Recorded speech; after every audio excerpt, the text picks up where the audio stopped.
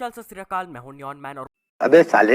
यहाँ पे एक हम लोग एग्जांपल देखते हैं। तो ये जो स्ट्रक्चर है 8 मेंबर रिंग वाला, तो यहाँ पे इसको हम लोग बोलते हैं कॉट। मालूम है तेरे बाप को मत सिखा। ठीक है, तो COT कॉट। और यहाँ पे देखो डीलोकलाइजेशन है, ये दो डबल बॉन्ड सिंगल बॉन्ड ऐसे करते करते पूरा में डीलोकलाइजेशन है। लेकिन यहाँ पे 1 2 3 4 और 4 दूना 8 पाई इलेक्ट्रॉन है। ठीक है, तो 8 पाई इलेक्ट्रॉन है, यानी कि एंटी एरोमेटिक है। ठीक है, लेकिन जो एरोमेटिक होता है वो ज़्यादा स्टेबल होता है एंटी एरोमेटिक से। तो यहाँ पे एंटी एरोमेटिक है 8 पाई इलेक्ट्रॉन के कारण, तो ये चाहेगा कि हम एरोमेटिक हो जाए, और एरोमेटिक नहीं हो पाए तो कम से कम हम नॉन एरोमेटिक तो ज़रूर हो जाए, क्योंकि स्टेबिलिटी का ऑर्डर ये है, एरोमेटिक पहले, ठीक है, उसके बाद नॉन एरोमेटिक और उसके बाद एंटी एरोमेटिक। तो ये चाहेगा कि हम कम से कम नॉन एरोमेटिक तक चल रहा है। तो ये जो स्ट्रक्चर इसका दिया हुआ 8 मेंबर, ये कुछ इस तरह से रीअरेंज होके कुछ ऐसा बन जाता है ना कि इसका जो क्या बोलते हैं, जो डीलोकलाइजेशन हो रहा था इलेक्ट्रॉन का, वो अब नहीं होगा, क्योंकि इसका जो अरेंजमेंट है वो चेंज हो गया। जो ऑर्बिटल जो तुम्हारा पैरेलल था जिसमें डीलोकलाइजेशन हो रहा है, तो वो अब एक अंदर चल गया है और एक बाहर आ गया, तो उसके कारण उसका डीलोकलाइजेशन बंद हो गया, और इसको कहते हैं हम लोग पकड़ फॉर्म।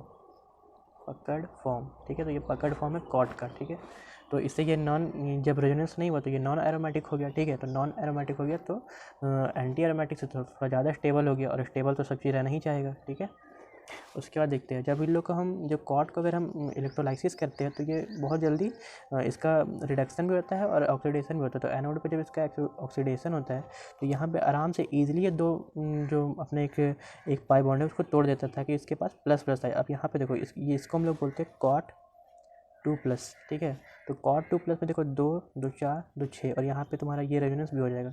तो अब यहाँ पे क्या हुआ, तुम्हारा एरोमेटिक हो गई है, क्योंकि 2 2 4 2 6 पाई इलेक्ट्रॉन का डीलोकलाइजेशन है। उसी तरह यहाँ पे जब कैथोड पे जाके रिडक्शन होगा तो यहाँ पे भी 2 इलेक्ट्रॉन गेन करके यहाँ पे नेगेटिव नेगेटिव आ गया, तो 2 2 4 2 6 2 8 और 2 10 पाई इलेक्ट्रॉन, यानी कि 4n+2 पाई वाला को वैलिड कर रहा है ये। तो ये यहाँ पे तुम्हारा एरोमेटिक हो गया दोनों स्ट्रक्चर। तो अभी कभी भी क्वेश्चन आ सकता है कि जब हम ये कॉट वाला या तो स्ट्रक्चर देगा या तो सिर्फ कॉट लिखेगा, तो बोलेगा कॉट का ऑक्सीडेशन हम लोग करते, तो उसमें बहुत सारा क्वेश्चन बनता है यार। उस सिंपल पूछ सकता है कि इसका जो इलेक्ट्रोलाइसिस अगर करेंगे तो इसका ऑक्सीडेशन रिडक्शन जल्दी होगा या नहीं होगा, तो इस टाइप से क्वेश्चन पूछ सकता है। फिर स्टेबिलिटी पे कुछ क्वेश्चन पूछ सकता है। ठीक है, तो इसको ध्यान में रखना। तो अब हम लोग एप्लीकेशन देखेंगे। तो एप्लीकेशन देखने से पहले ना हम लोग एक रूल पढ़ते हैं, फार्मूला A1। ठीक है, तो पहले हम लोग नेगेटिव चार्ज वाला जो स्पेसिस होगा उसके लिए देखते हैं। तो यहाँ पे A1 चार्ज रूल बोलता है कि A से हम लोग रेफ़र करते हैं एरोमेटिसिटी। ठीक है, O से हम लोग देखते हैं ऑक्टेट कंप्लीटेशन। ठीक है, उसके बाद N से देखते हैं हम लोग नंबर ऑफ पाई बॉन्ड, और E से देखते हैं इलेक्ट्रोनेगेटिविटी।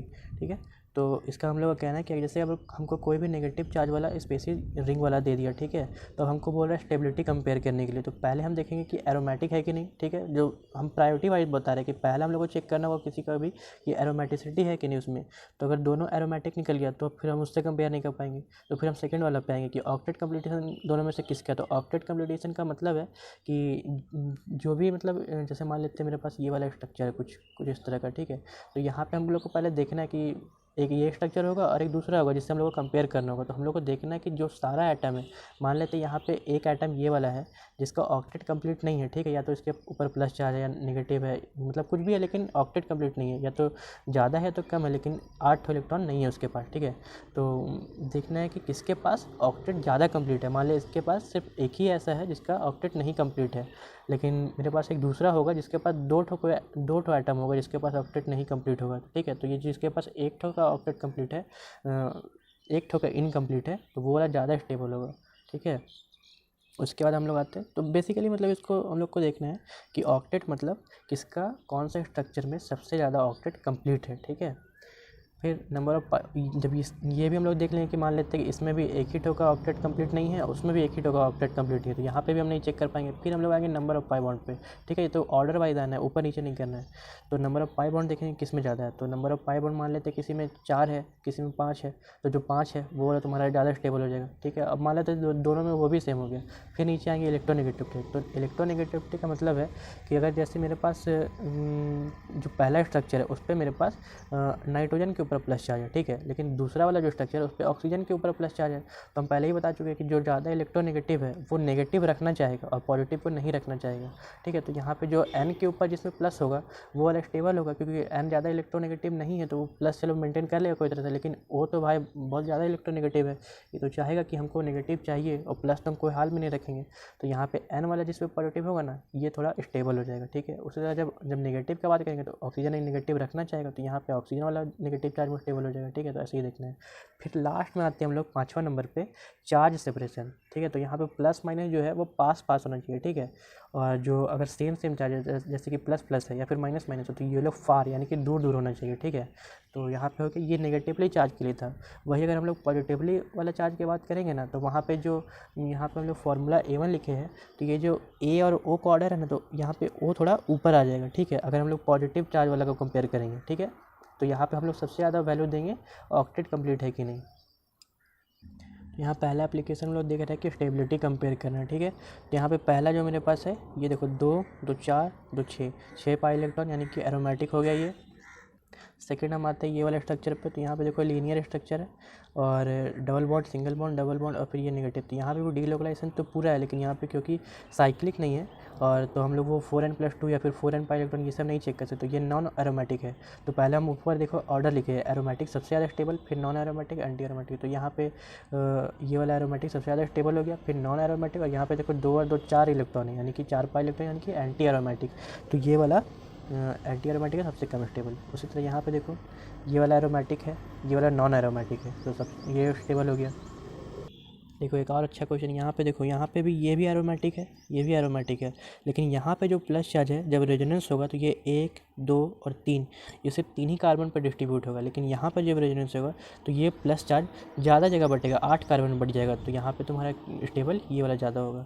उसी तरह यहाँ पे देखो ये प्लस चार्ज है, यहाँ पे ये एरोमेटिक हो गया, यहाँ पे 2 2 4 ही इलेक्ट्रॉन, ठीक है। तो 4 पाई इलेक्ट्रॉन यानी कि एंटीमर। तो यहाँ पे तो सिंपल एरोमेटिक वाला सी हो गया। फिर नेक्स्ट आते हैं क्वेश्चन में हम लोग, तो यहाँ पे हम लोग को एसिडिक स्ट्रेंथ देखना है। तो पहला जो ये ऊपर क्वेश्चन दिया हुआ है तो यहाँ पे देखो, यहाँ पे जो मोस्ट जब हम लोग को एसिडिक स्ट्रेंथ चेक करना रहता है ना तो जो मोस्ट एसिडिक वाला हाइड्रोजन होता है हम लोग पहले उसको हटा के देखते हैं। तो पहले हम लोग को पता क्या चलेगा कि मोस्ट एसिडिक कौन है। तो तुम ये चेक करना पहले कि जहाँ से भी हम लोग H हटाएंगे तो सबसे ज़्यादा दूर तक रेजोनेंस होना चाहिए, ठीक है। तो यहाँ पे अगर ये वाला हमको ये वाला हटा देंगे तो यहाँ पे मेरा यहाँ से लेके पूरा यहाँ तक सिस्टम में रेजोनेंस होगा, ठीक है। तो ये मेरा एसिडिक हो गया। उसी तरह यहाँ से H हटाएंगे तो मेरा यहाँ से लेके यहाँ तक रेजोनेंस होगा। वही अगर हम यहाँ से हटा देते तो कोई रेजोनेंस नहीं होता, तो वो वाला एसिडिक नहीं हुआ, ठीक है। तो यहाँ पे देखो, यहाँ पे H हटा दिए तो उसका नीचे उसका कॉन्जुगेट बेस बना। उसी तरह उस सबका H हटा दिया हम। अब देखो यहाँ पे जो इसका कॉन्जुगेट बना पहला वाला का तो उसमें तुम्हारा एरोमेटिक हो गया, ठीक है। तो इससे हम लोग क्या पता चलता है कि वो H+ को छोड़ के एरोमेटिक बनना चाहेगा तो सबसे ज़्यादा एसिडिक होगा वो। फिर उसी तरह नेक्स्ट में आता है तो वो नॉन एरोमेटिक बना तो ये उससे कम थोड़ा बनना चाहेगा। और ये भी नॉन एरोमेटिक है, लेकिन यहाँ पे था कि हल्का सा रेजोनेंस था, लेकिन यहाँ पे जरा सा भी रेजोनेंस नहीं है। तो चार्ज तो एक ही जगह फिक्स हो गया। तो हम बोले थे कि चार्ज जितना ज़्यादा जगह शेयर होगा उतना स्टेबल, तो यहाँ पे एक ही जगह फिक्स है तो ये सबसे कम स्टेबल, तो ये अपना H+ नहीं छोड़ना चाहेगा।